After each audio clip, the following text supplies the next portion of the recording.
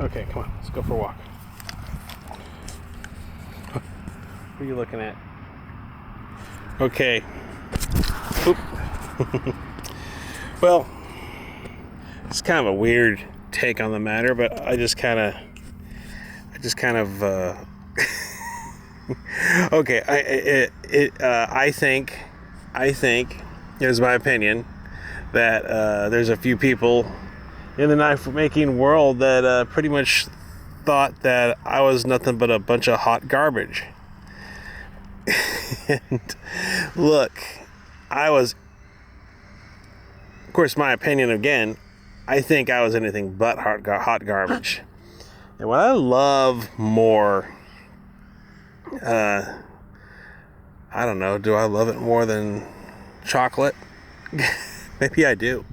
Is sometimes these drama stories that emerge from the knife world, and especially drama stories where people have the audacity to take a bunch of money for orders, then split, or say they're gonna make something, take a bunch of money and never make it.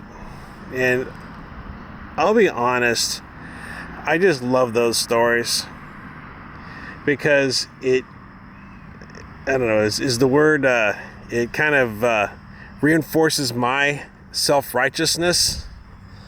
The whole idea that whenever someone ordered something from me and I took someone's money, the next day I would go down to the post office, put it in the package, and send it off. Or better yet, I kept packages in the house. I would just go in with piles of packages and then ship them out. and I always tried to find them, and I always got it out before 5, so it would always make it there. It'd make it there usually in about 2 days. Sometimes my regular $6 shipping was, or thereabouts, was just almost as good as overnight. And I don't know if you've ever shipped anything overnight. I think one time I goofed up on eBay and I overnighted it for someone just because I wanted to be a good business person, and lost a bunch of money on it. But they got it the next day. The dude's like, "Oh my God, you shipped it overnight?" He didn't ask me to. I just told him I'll get it to him ASAP, and it was ASAP. Still made it within the deadline.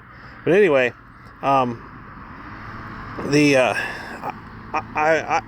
when somebody would order something from me, I would ship it to them. And I usually I never took orders for anything. Not that that's bad. There's plenty of knife makers that take orders and put them in a pile of order cards and then make the order. It's good if a person has the discipline, but I really confused when it comes to these whole crowdfunding type procedures. I get so confused, and I'll be honest, it's sort of a hidden, it's a guilty pleasure of mine when this stuff happens. When I hear of these stories of how there's piles of steel and piles of tools and money's changed hands, but very little has come to the consumer.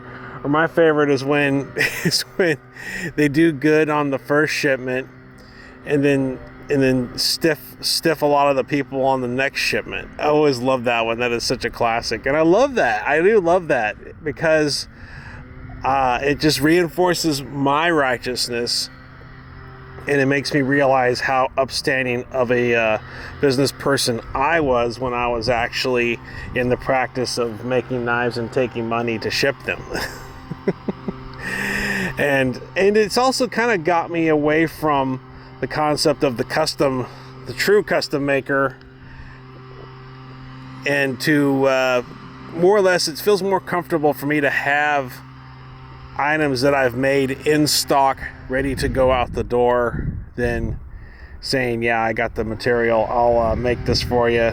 It feels a lot better to have everything in a box somewhere that I can reach into, put the business cards in, wrap in the bubble wrap, and take down and place into transit. It feels a lot better. It feels a lot like it's what a transaction should be to me. But I do love the stories of these people who come out and say, "Where's my knife?" or "What happened to my money?" and everybody gets up in arms and, "Oh, this is so terrible."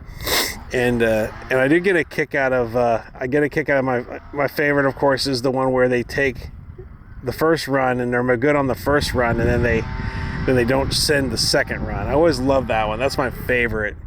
And occasionally it's not all that common. It's few and far between, but it's always fun to listen to, and it is sort of I mean, I feel it's very unfortunate for the people who bought from these sorts, but it's satisfying in a way that I know I'm not the person doing that. And that while there are some in the knife world that didn't really care for me, that in the end of the day, I was a righteous person, and I have a reason to be self-righteous because my goods made it to the customer. So that, I don't know. It's just a little bit of a thought there. It's yeah, it makes me kind of happy. Makes me happy that for someone who's such a horrible person, whenever somebody bought something from me, they got what they bought. Okay, and yeah, it's funny. It's funny to go back and look at what all's gone on, and it's hilarious. It's actually hilarious. It's hilarious. It's people always say, well, one of these days we'll laugh about it. Well, I still don't like any of them, but I am laughing about it, and I'm laughing about the recent sorts of things that have happened recently, and I think it's hilarious when it does happen, because I know I'm not that kind of person. And honestly, some of my enemies aren't those kinds of people either. They've got pretty good reputations, but I just think it's so funny when someone's got. I always love it when it's someone with a following, with someone that has a lot of people with a lot of faith in them, and everyone's just like really behind them, and it's this big effort, and they're going to do really good, and then they. And the people are like, well, I sent the money. Where's my stuff? I always get a kick out of that. And hey. I think it is once again is my opinion, but some things just sort of fall through. They sort of fall through. It's never a good situation for those involved, but. From someone from afar, it's pretty raucous entertainment. It's pretty raucous entertainment. It didn't cost me a thing, but just to watch the lamentings of it. So, okay, don't worry about the haters. Just let the haters worry about you. See you guys on the next one. Bye.